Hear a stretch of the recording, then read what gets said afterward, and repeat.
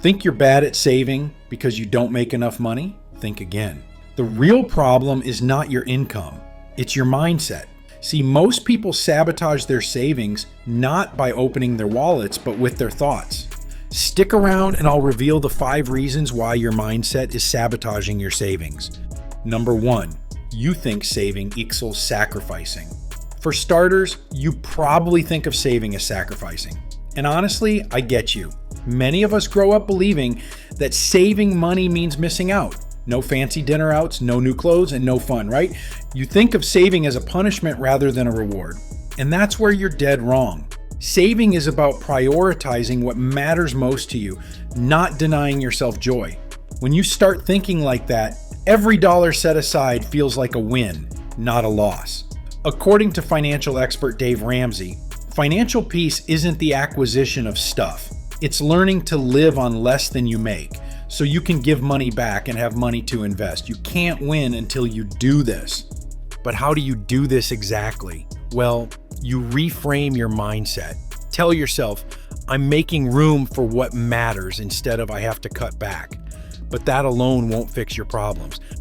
Number 2, short-term wins is greater than long-term freedom. If you're fussing over short-term wins instead of long-term freedom, then sorry to pop your party. But you're sabotaging your savings. But it's not your fault. We live in a fast-paced world where instant gratification brings us instant dopamine. Things like same-day deliveries and one-click shopping don't make things any easier. But what you need to realize is that every impulse purchase eats away at a secure financial future.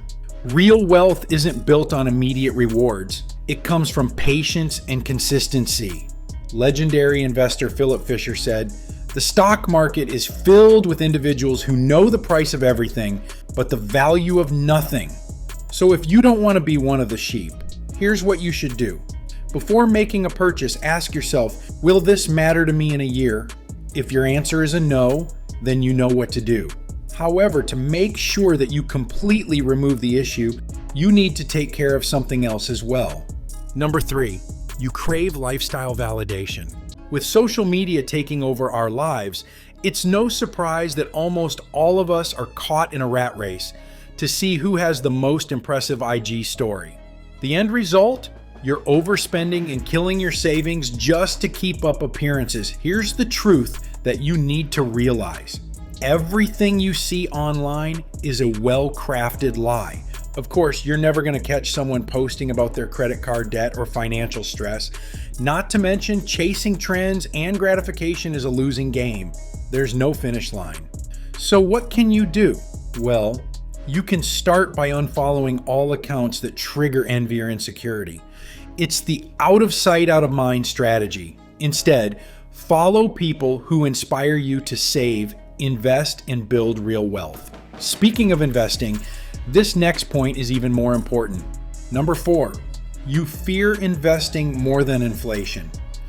Most people are afraid of investing. Why? Because they simply don't want to lose money. They keep their savings in low interesting accounts thinking it's safer. But here's the reality check. Inflation can creep into those most foolproof safes.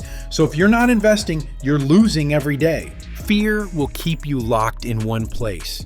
Yes, your concerns are spot on. Investing is no walk in the park. There's always a risk of crashing out, but it'll always be way better than doing nothing. The key is to educate yourself and start small.